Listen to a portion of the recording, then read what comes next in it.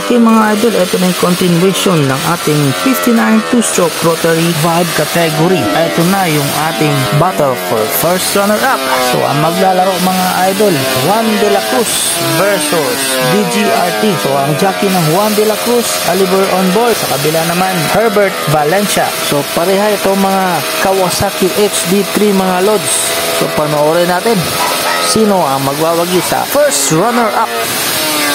Ayan mga lods, left side Juan de la Cruz Oliver versus DGRT, right side Herbert Valencia. Shout out sa ating organizer Nono Herbilla Racing Team. Shout out call Nono, Tato Jamir Mendoza and the rest of the team.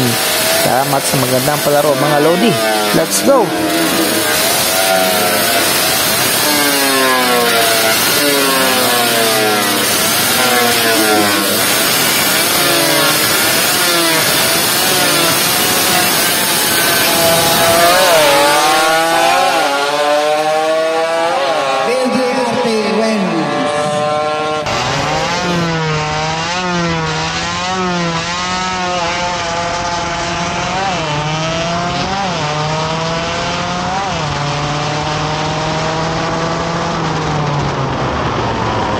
Alright, winner DGRT.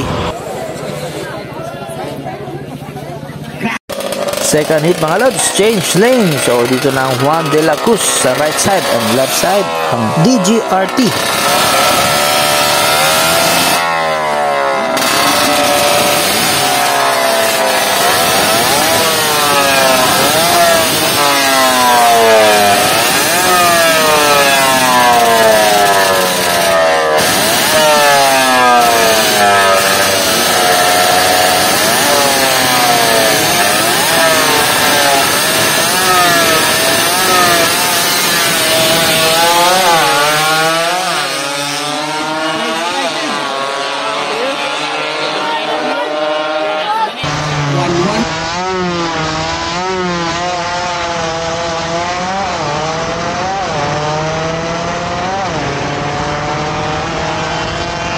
Nakuha sa dulo mga lods. So ang ating winner, first runner-up, DGRT, Dexter Gawa Racing Team and Herbert Valencia on board. So congratulations mga boss.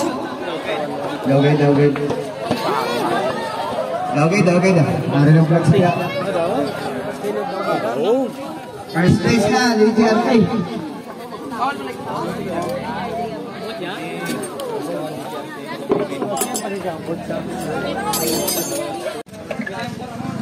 Cut.